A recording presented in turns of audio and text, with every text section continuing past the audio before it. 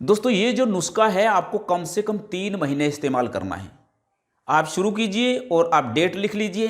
3 महीने के बाद आपने दोबारा से अपने स्पर्म काउंट है वो आपने अपना सीमन टेस्ट करवाना है। आप जब स्पर्म काउंट देखेंगे अब 3 महीने के बाद आपको जादुई रिजल्ट मिलेंगे। 3 महीने के बाद जो आपके स्पर्म हैं वो पूरे हो चुके होंगे। दोस्तों नमस्कार, मेरा नाम डॉक्टर सतपाल सिंह। हमारे इस YouTube channel doctor health advice में आपका बहुत बहुत स्वागत है। दोस्तों आज का हमारा विषय है शुक्राणु कम होना, oligospermia, low sperm count, sperm का जो मोटिलिटी रेट है उसका कम होना, स्लगिश स्पर्म होना, स्पर्म की क्वालिटी खराब होना। और कुछ लोग ऐसे भी होते हैं जिनको इरेक्शन ठीक होता है, यानी तनाव भी उनको ठीक आता है, प्रीमेच्योर एजैकुलेशन की भी उनको प्रॉब्लम नहीं होती है, टाइमिंग भी उनका ठीक होता है, फिर भी वो संतान के सुख से वंचित रहते हैं, फिर भी उनका जो पार्टनर है वो कंसीव नहीं हो पाती है, वो प्रेग्नेंट नहीं हो पाती है। और बाद में वो किसी डॉक्टर के पास जाते हैं, किसी इनफर्टिलिटी सेंटर में जाते हैं, वहाँ उनका जो सीमन है वो टेस्ट होता है और वहाँ से पता चलता है कि ये स्पर्म की कमी है।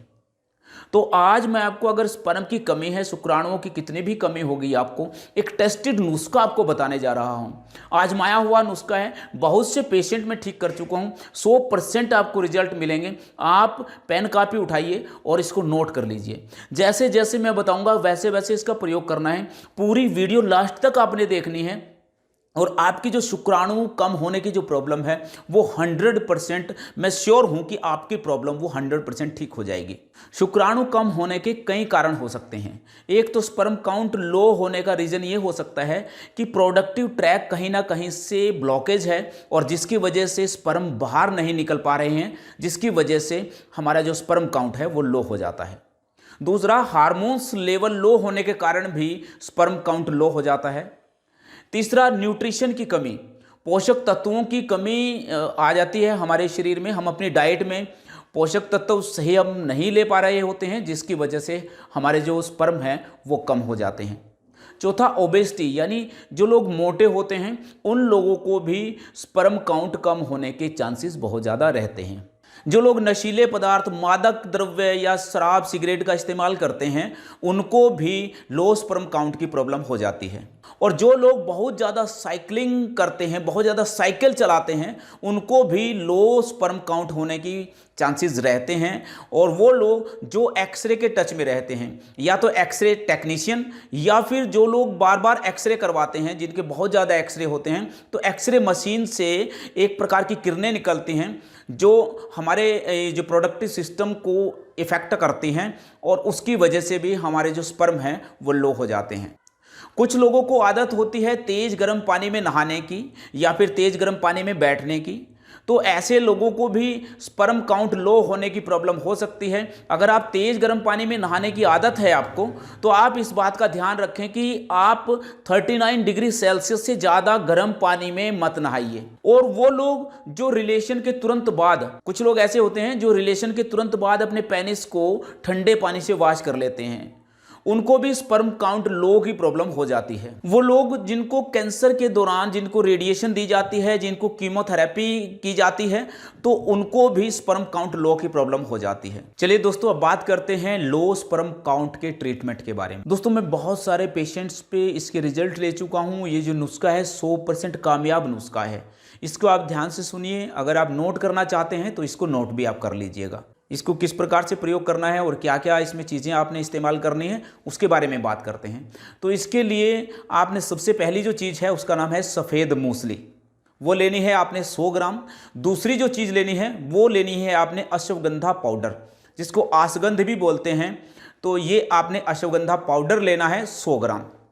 तीसरी जो चीज़ है दोस्तों उसका नाम है गोखरू, वो लेना है आपने 100 ग्राम। चौथी चीज़ है उसका नाम है सालम पंजा, वो भी आपने 100 ग्राम लेना है। और जो पांचवी चीज़ है उसका नाम है सालम मिश्री, वो आपने 50 ग्राम लेनी है। इमली बीज गिरी, वो भी आपने 50 ग्राम लेनी है। बीज बंद भी आपने 50 ग्राम लेने हैं। बिदारी कंद, वो भी आपने 50 ग्राम लेने हैं। लाजवंती बीज, वो भी आपने 50 ग्राम लेने हैं। नारियल दरियाई, वो भी आपने 50 ग्राम लेना है। सिंघाड़ा पाउडर, वो भी आपने 50 ग्राम लेना है। सौंठ पाउडर, वो आपने 25 ग्राम लेना है। उसके बाद है दोस्तों धागे वाली मिश्री, ये आपने 650 ग्राम लेनी है। तो ये कुल 13 चीजें हैं। सफेद मूसली, आसगंध यानी अश्वगंधा पाउडर, गोखरू, सालम पंजा, सालम मिश्री, इमली बीज गिरी, बीजबंद, बिदारी कंद, लाजवंती बीज, नारियल दरियाई, सिंघाड़ा पाउडर, सौंठ पाउडर और धागे वाली मिश्री। इन सभी चीज़ों को आपने लेकर पीस लेना है, पीस कर इनका पाउडर आपने बना लेना है। अब बात करते हैं इसकी डोज की। तो आपने 5 ग्राम सुबह और 5 ग्राम शाम को, 5 ग्राम का मतलब 1 चम्मच सुबह और 1 चम्मच शाम को आपने इस्तेमाल करना है। खाना खाने के 1 घंटा बाद आपने गर्म दूध के साथ इसका इस्तेमाल करना है। दोस्तों, एक तो आपने ये पाउडर लेना है 1 चम्मच सुबह और 1 चम्मच शाम को। दूसरा, आपने एक टैबलेट का प्रयोग करना है शुक्र वल्लभ रस। ये किसी भी अच्छी कंपनी के आप ले लीजिए। 1 टैबलेट सुबह और 1 टैबलेट शाम, उसी दूध के साथ आप ले लीजिएगा। साथ में ही ले सकते हैं दोनों को, 1 चम्मच पाउडर का और 1 गोली आपने ये सुबह शाम इसका इस्तेमाल करना है। खाना खाने के 1 घंटे बाद गाय के दूध के साथ आप इस्तेमाल कीजिएगा। गाय भी देसी होनी चाहिए। अगर आपको देसी गाय नहीं मिलती है तब कोई बात नहीं है, आप ताज़ा पानी का आप इस्तेमाल कीजिएगा। दोस्तों, यह जो नुस्खा है इसको आपने कम से कम 3 महीने इस्तेमाल करना है। 3 महीने में ही आपकी कैसी भी लॉ स्पर्म की प्रॉब्लम होगी, आप कितने ही लंबे समय से परेशान होंगे, तो 3 महीने में आपकी जो प्रॉब्लम है वो बिल्कुल ठीक हो जाएगी। तो कम से कम आपने 3 महीना इस्तेमाल करना है। अगर आपको टेस्ट करवाने के बाद, वैसे तो पहले 3 महीने में ही जब आप टेस्ट करवाएंगे तो आपकी जो स्पर्म काउंट है वो बहुत बड़ा हुआ मिलेगा, आपको लंबे समय इसको लेने की ज़रूरत नहीं पड़ेगी।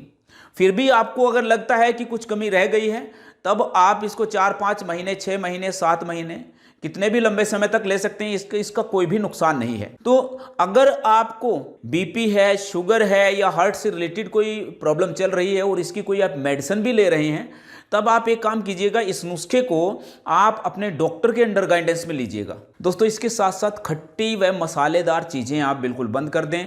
डाइट में पौष्टिक भोजन लें।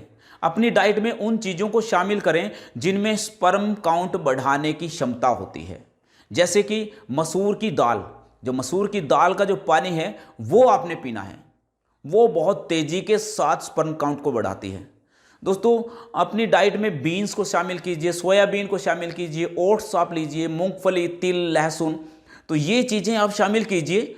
इससे क्या होगा कि आपका जो स्पर्म काउंट है वो बहुत तेज़ी के साथ बढ़ेगा।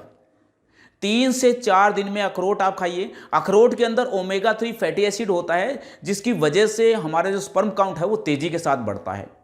1 से 2 केला आप रोज़ खाइए। केले खाने से भी आपका जो स्पर्म काउंट है वो तेज़ी के साथ बढ़ेगा। दोस्तों, टाइट कपड़े, जी हाँ, ये ध्यान देने वाली बात है कि टाइट कपड़ों में आपको सोने की अगर आदत है तो उसको आप बदल दीजिए। रात को सोते समय आप खुले कपड़ों में सोइए। खासकर जो अंडरगारमेंट हैं वो आपके बिल्कुल भी टाइट नहीं होने चाहिए, क्योंकि अगर आपका अंडरगारमेंट बहुत ज़्यादा टाइट है तो वहाँ का जो ब्लड का सर्कुलेशन है वो वहाँ से ब्लड सर्कुलेशन बहुत ज़्यादा कम हो जाएगा, और जिसकी वजह से आपको इम्पोटेंसी की या फिर स्पर्म काउंट कम होने की प्रॉब्लम आपको हो सकती है।